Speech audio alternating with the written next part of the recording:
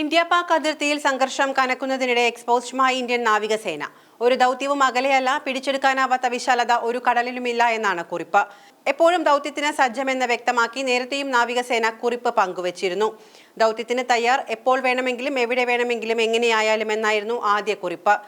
എവിടെയും എപ്പോഴും ഐക്യമാണ് ശക്തിയെന്നും അവർ വ്യക്തമാക്കിയിരുന്നു. പഹൽഗാമിലെ ഭീകരാക്രമണത്തിൽ ഇന്ത്യയുടെ പ്രതികരണത്തിന്റെ സ്വഭാവം, ലക്ഷ്യങ്ങൾ, സമയം എന്നിവ നിർണ്ണയിക്കാൻ പ്രധാനമന്ത്രി നരേന്ദ്രമോദി ഇന്ത്യൻ സായുധ സേനയ്ക്ക് പൂർണ്ണ പ്രവർത്തന സ്വാതന്ത്ര്യം നൽകി. ഏപ്രിൽ 29-ന് പ്രധാനമന്ത്രിയുടെ വസതിയിൽ നടന്ന ഉന്നതതല സുരക്ഷാ യോഗത്തിലാണ് ഈ തീരുമാനമുണ്ടായത്.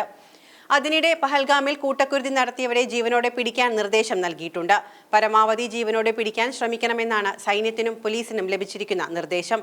അനന്തനാഗിലെ വനമേഖലയിൽ തെരച്ചിൽ നടത്തുന്ന സൈന്യത്തിന്റെ നീക്കവും ഇതേ ലക്ഷ്യം മുൻനിർത്തി തന്നെയാണ്. ഭീകരർ പാകിസ്ഥാനിൽ നിന്ന് എത്തിയവരാണ് എന്ന് ലോകരാജ്യങ്ങൾക്ക് മുൻപിൽ സ്ഥാപിക്കാൻ ഇന്ത്യക്ക് ഇതിലൂടെ സാധിക്കും. മുംബൈ ആക്രമണത്തിന് പിന്നിലെ അജ്മൽ കസബ് പിടിയിലായതോടെ പാകിസ്ഥാൻ പ്രതിരോധത്തിലായിരുന്നു. ഇത് മുൻനിർത്തിയാണ് ഇന്ത്യയുടെ ഇപ്പോഴത്തെ നീക്കവും. ഇന്ത്യൻ തിരിച്ചടി നേരിടാൻ പാകിസ്ഥാൻ തുർക്കിയുടെയും ചൈനയുടെയും ആയുധങ്ങൾ ഇറക്കുമ്പോൾ ഇന്ത്യയുടെ വെറും 5 മിസൈലുകൾ മതി ഇന്ത്യക്ക് പാകിസ്ഥാനെ ഭസ്മമാക്കാൻ. പ്രതിരോധ ശേഷി ശക്തിപ്പെടുത്തുന്നതിനായി ഇന്ത്യ നിരവധി നൂതന മിസൈൽ സംവിധാനങ്ങൾ വികസിപ്പിച്ചിട്ടുണ്ട്. അതിൽ BrahMos supersonic cruise missile, Shaurya missile, Pralay ballistic missile, Agni 5 ballistic missile, supersonic missile എന്നിങ്ങനെ 5 മിസൈലുകളുടെ ശക്തി മതി ഇന്ത്യക്ക് പാകിസ്ഥാനെ ഭൂപടത്തിൽ നിന്ന് തന്നെ തെറിപ്പിക്കാൻ. ഈ മിസൈലുകൾ ചിലത് അവയുടെ വേഗതയും കൃത്യതയും കാരണം ഏതാനും നിമിഷങ്ങൾക്കുള്ളിൽ പാകിസ്ഥാൻ നഗരങ്ങളെ ലക്ഷ്യമിടാൻ കഴിയും. അതേസമയം ഇന്ത്യ രാജസ്ഥാനിൽ അക്മാൻ എന്ന പേരിൽ വ്യോമസേനയുടെ യുദ്ധാഭ്യാസം ആരംഭിച്ചു. അതിൽ റാഫേൽ യുദ്ധവിമാനങ്ങൾ പങ്കെടുക്കുകയും അവയുടെ പ്രഹരശേഷി പ്രകടിപ്പിക്കുകയും ചെയ്യുന്നു.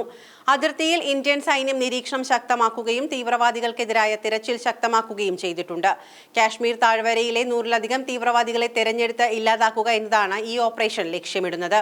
പഹൽഗാം ആക്രമണത്തിന് പിന്നാലെ പാകിസ്ഥാനെതിരെയുള്ള നിലപാടുകൾ ഇന്ത്യ കർശനമാക്കിയിരുന്നു. ഇന്ത്യ ആക്രമിക്കുമെന്ന ഭയത്തിൽ പാക് സൈനിക ഉദ്യോഗസ്ഥരുടെ കുടുംബങ്ങൾ പോലും പാകിസ്ഥാൻ വിട്ട് പലായനം ചെയ്തിരിക്കുന്നു. ഇപ്പോഴിതാ പാക് അധീന കാശ്മീരിൽ പ്രവർത്തിക്കുന്ന ഭീകര സംഘടനകളുടെ ഒളിത്താവളങ്ങളും തീവ്രവാദ ലോഞ്ച് പാഡുകളും ഒളിപ്പിക്കാൻ നിർദ്ദേശം നൽകിയിരിക്കുകയാണ് പാകിസ്ഥാൻ. ഇന്ത്യയിൽ നിന്നുള്ള അപ്രതീക്ഷിത ആക്രമണത്തെ പാകിസ്ഥാൻ ഭരണകൂടം ഭയപ്പെടുന്നുവെന്ന് ഇത് വ്യക്തമായി കാണിക്കുന്നുണ്ട് എന്നാണ് പ്രതിരോധ വിദഗ്ധർ പറയുന്നത്. ജയ്ഷയുടെ 18 ഏക്കർ വിസ്തൃതിയുള്ള ഭവൽപൂർ ആസ്ഥാനവും ഒഴിപ്പിച്ചതായി റിപ്പോർട്ടുകൾ പറയുന്നു.